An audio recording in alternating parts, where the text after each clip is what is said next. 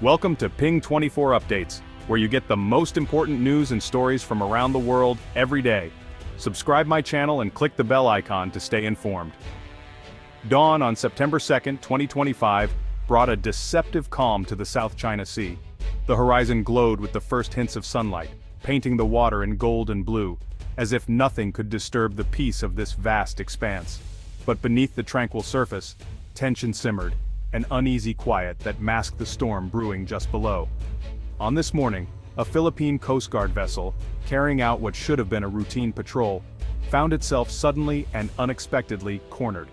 Looming over it was a massive Chinese Coast Guard cutter, its size and presence impossible to ignore. The Chinese ship's aggressive maneuvers, blaring horns, and shouted warnings left no doubt: turn back or face consequences. The message was unmistakable. These waters, long contested, were now being claimed with force. This was not a one-off event.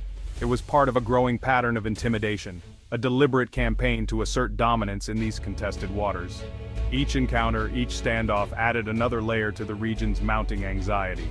Suddenly slicing through the morning haze, the USS John Finn, an American destroyer, appeared on the horizon. Its arrival was no accident. It was a silent but unmistakable assertion of international law and freedom of navigation. The Chinese response was immediate and unmistakable. The destroyer Kunming surged forward, accelerating with purpose, aiming to cross dangerously close to the American ship. The tension was palpable, the stakes higher than ever. This was no accident. It was a calculated challenge, a high-stakes game of chicken played out on the open sea. Both sides knew the risks, but neither was willing to back down. On the John Finn's bridge, the crew worked in tense silence, eyes fixed on their instruments and the rapidly approaching Chinese ship. Every command was crisp, every movement precise, as they prepared for whatever might come next. At the last possible moment, the American destroyer adjusted its course, just enough to avoid a catastrophic collision, but not enough to show weakness. It was a delicate balance, signaling resolve without sparking escalation. The two warships passed within 150 yards of each other, a razor-thin margin at sea, where even a small miscalculation could have led to disaster. This moment was not born overnight. It was the result of years, decades even, of rising tensions, as China steadily built up its naval presence and asserted sweeping claims over the South China Sea. Beijing's strategy was clear: use intimidation and overwhelming force to enforce its claims, challenging the rights of other nations to sail, fish, and operate in these international waters. The near miss between the American and Chinese warships was no accident. It was a deliberate test of American resolve, a signal to the world of just how far China is willing to go to defend its ambitions. Around the globe, news outlets flashed images of the standoff. Governments issued statements, analysts debated the risks, and ordinary people watched, aware that the balance of power in Asia was being tested in real time. The message was clear: the contest for control of these waters is far from over. Each encounter is a reminder that the South China Sea remains one of the world's most dangerous flashpoints, a place where the next move could change the course of history. On one side, the USS John Finn, a floating fortress, backbone of the U.S. Navy, crewed by seasoned professionals. Its sailors are trained for global operations, upholding international norms and de-escalating under pressure. On the other, the Chinese destroyer Kunming, modern, formidable, but with a crew less experienced in complex multinational environments. China's Navy is growing fast, but experience and discipline lag behind. The Americans' mission: assert the right to free navigation, not provoke conflict. The Chinese crew, driven by nationalistic directives, pushed boundaries and took risks. The Kunming's aggressive move wasn't rogue. It was strategy, reflecting Beijing's intent to disrupt the status quo. This fundamental difference in mindset, order versus disruption, set the stage for the dangerous encounter. Every move was a message, every maneuver a test of will. The USS John Finn is more than just a ship. It's a floating supercomputer, bristling with advanced technology and armed to the teeth. Every inch of its steel hull is packed with innovation, making it one of the most formidable warships ever built. From the outside, it may look like just another destroyer, but beneath the surface lies a world of unseen power and precision. At its core is the Aegis combat system, a technological marvel that links radar, sonar, and weapons into a seamless digital network. This system acts as the ship's brain, processing vast amounts of information in real time and coordinating every action with split-second accuracy. Its Spy-1 radar scans in all directions, tracking hundreds of targets at once, whether they're aircraft, missiles, or ships. This radar doesn't just see threats, it predicts their movements, giving the crew a crucial edge in any confrontation. This gives the crew unmatched situational awareness, knowing everything happening for miles around. Every blip on the screen is analyzed, every potential threat assessed, allowing the John Finn to anticipate danger before it even appears. While the Kunming focused on its aggressive move, the John Finn's crew saw the entire battle space unfold.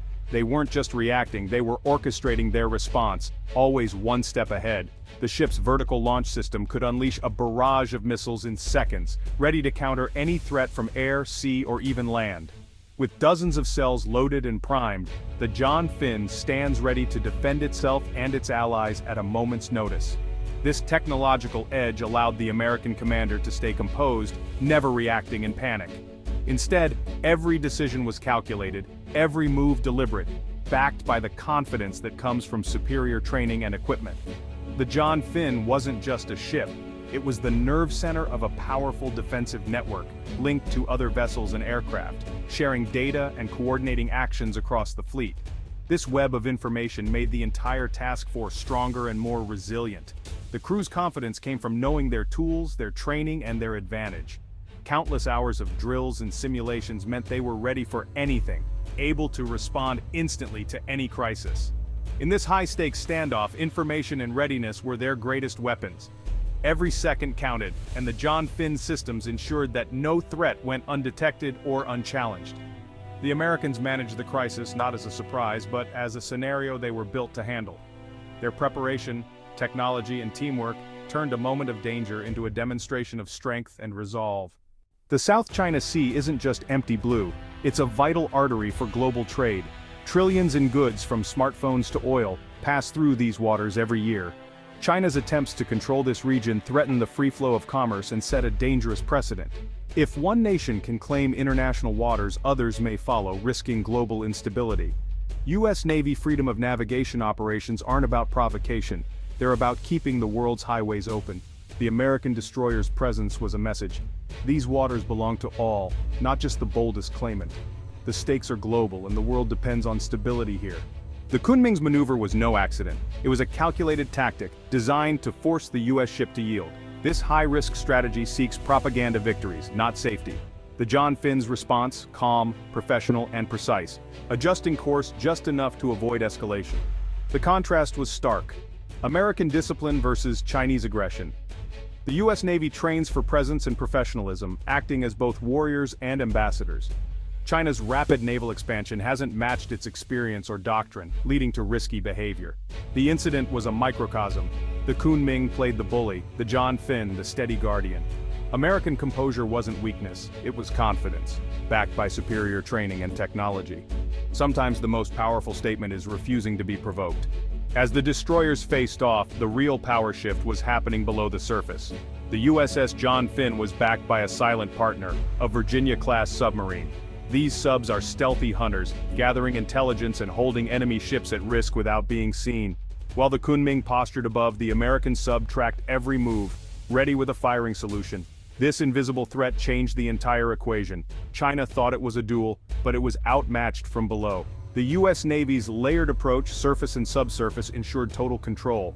For every American ship visible, there could be a submarine lurking, creating uncertainty for adversaries.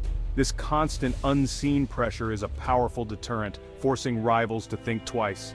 The silent service is America's ace in the hole, making escalation a losing bet for any aggressor. The real contest wasn't just on the surface, it was in the shadows, where the U.S. held the upper hand. In this chess match, the hidden pieces mattered most. The battle wasn't just on or under the sea, it was also in the air. In the modern era of warfare, the skies have become a critical domain, shaping the outcome of every encounter. Whoever controls the air, controls the flow of information, and ultimately, the tempo of battle. High above, a U.S. Navy P-8. A Poseidon circled, its advanced sensors painting a complete, real-time picture of the battle space below. From this vantage point, the Poseidon could see for hundreds of miles, detecting even the smallest movements on the surface and beneath the waves. The P-8A's powerful radar and high-resolution cameras tracked every ship, relaying a constant stream of data to the USS John Finn and other U.S. assets.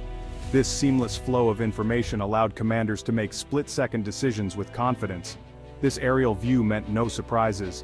The Americans saw the Kunming coming long before it appeared on the horizon. The Poseidon sensors could even pick up subtle changes in course or speed, giving the U.S. Navy a decisive edge.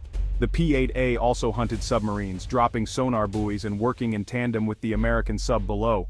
Together they formed an invisible net, ensuring that no enemy vessel could approach undetected or launch a surprise attack. Armed with missiles and torpedoes, the Poseidon was more than just a scout. It was a force multiplier, capable of striking at threats from above and supporting surface ships in combat. Its presence alone forced adversaries to think twice before making a move. The U.S. military's strength lies in its integration: air, sea, and subsurface assets working seamlessly as one. This level of coordination multiplies their effectiveness, making the whole far greater than the sum of its parts. China's Navy, by contrast, still struggles to achieve this level of coordination. Their ships often operate independently, lacking the real-time support and situational awareness that comes from true joint operations. While the Kunming acted alone, U.S. forces played a complex, multidimensional game, coordinating across domains, sharing intelligence, and supporting each other at every turn. The Americans weren't just reacting to threats, they were orchestrating the entire encounter, shaping the battlefield to their advantage and forcing their adversaries to play by their rules. In modern conflict, information and teamwork are decisive. The side that can see, communicate, and act together will almost always prevail. The sky was the Americans' high ground, and they used it to full effect, turning the tide of battle before the enemy even knew what was coming. Hardware matters, but it's people and training that win the day. The U.S. Navy's edge is its relentless preparation. Sailors drill for crises like this until calm under pressure is second nature. Every scenario, no matter how tense, feels like another exercise. The Chinese approach, as seen with the Kunming, favors aggression and signaling over true seamanship. That might intimidate smaller navies, but against the U.S., it's a liability. The difference is discipline. The U.S. acts as a unified team, the Chinese as lone actors. The John Finn, the submarine, and the P-8A worked seamlessly, outclassing the plan's isolated aggression. A navy is more than ships. It's a system of people, technology, and doctrine. In this contest, the U.S. Navy proved it's still leagues ahead. Professionalism, not bravado, carried the day. The lesson: calm, coordinated action beats reckless force every time. The South China Sea incident was a masterclass in modern naval power. As tensions eased, the Kunming withdrew and the John Finn continued its mission. The Philippine vessel, protected by American oversight, completed its resupply. The world saw more than a standoff. It saw a demonstration of U.S. naval dominance. China may have more ships, but the U.S. showed superior capability, integration, and professionalism. For allies and rivals alike, the message was unmistakable. The U.S. will defend the rules of the sea. Smaller nations gained confidence, knowing they weren't alone. In the end, professionalism and restraint proved more powerful than aggression. The highways of the sea remain open, guarded by quiet, unyielding resolve.